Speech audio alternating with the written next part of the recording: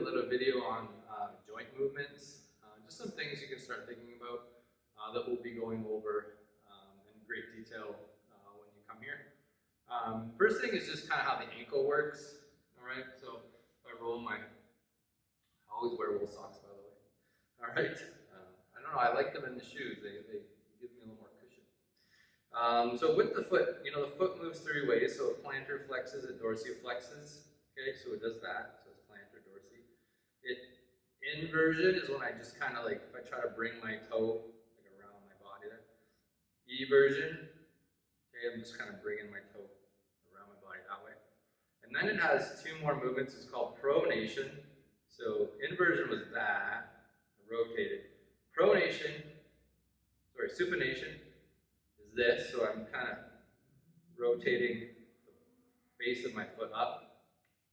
That's supination. And then pronation is that, when I'm pushing it down.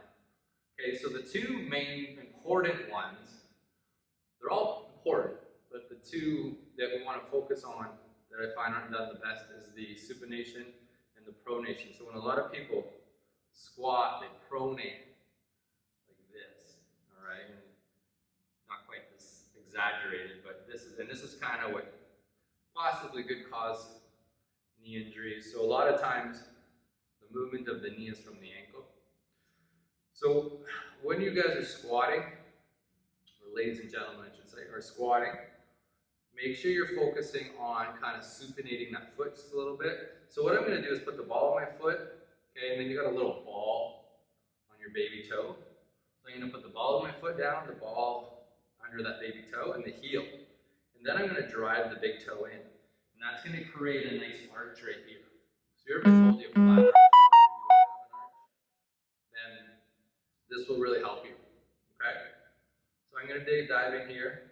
That's a really good foot contact. We call that the tripod of the foot. So it's 1, 2, 3 with the heel, and then that toes, I'm just using it for balance there, okay? And then I squat down, and that's a really good foot position. So you see automatically it pushes. So when I'm telling you to push your knees out, I'm trying to trick you a little bit into creating that nice arch in the foot right here. And I definitely got more tightness on that left side, so I can feel it as soon as I get into that position. So that's kind of how you control your ankle, all right? So I'm just doing a little supination here, all right? And when we're twisting, right, whenever I twist, so I twist to the left, I supinate the left foot and I pronate the right. So when we do, we got a landmine twist press, that's kind of what I'm starting to think about, because a lot of people, when they twist, they don't move the feet. I did a lot of golfing growing up, so when you golf, you make that movement, that pronation, supination, as you're coming through. I think that's kind of where I learned it pretty well. So that's kind of how the ankles work with the feet.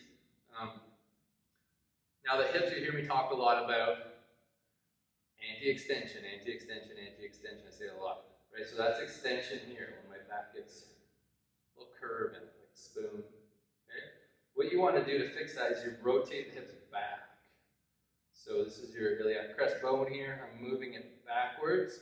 With kids, what I do is I say just tie a string around your belly button, hold the string, pull it up, pull it up. So if I pull the belly button up with the string, that's just a little cue to rotate the hips back. And then what I tell them to is just tie it up here. And then you hold it there. All right, especially when, with volleyball, when we're passing, that's a little trick, because we really want to get those hips back, get those hips underneath us, get our center of gravity underneath us, I should say. All right, so that's a very important position whenever you're doing any kind of planking, any kind of pushing or pulling. All right, so that's pelvic tilt. So when I say flat back, I really mean rotate the hips back. All right, and then the last thing is the shoulders. So one of the best ways I learned how to do this, and we're going to do this when I see y'all, is it's the difference between a ski slope and a shove.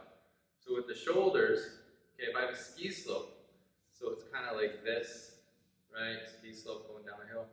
That's not too good because my shoulder is now outside of the socket. Your socket's on the back here a little bit. So now the shoulder's out. So if anybody ever dislocates a shoulder, it's probably going to dislocate here. It never really dislocates in the back. All right? So what you want to do is create a shove. So ski slope, create a shove. So I create a little shove, nice flat surface here as best I can. right? Now that's where you want to be. So whenever I'm doing push-ups or whatever, I'm creating that shelf. So shoulders back and down, all right? So back and down, and that's your shelf. So anytime you're doing any kind of row, so back and down, right? So back and down, and then I hold it in that position. Anytime you're doing any push-pull, even overhead stuff, right? So it should be back and down, and then from there, I do my overhead press. A lot of people come here, you get it out of the socket, now you're requiring all those ligaments and tendons and muscles to do things that maybe they shouldn't be doing, and that's why the pain kind of starts up. So you combine that with the mobility stuff, and that should help progress you. Not pain-free, but at least it will reduce pain, and then hopefully over time, with the help of our athletic therapy and that jazz, one day we can be pain-free if you do have pain in those joints.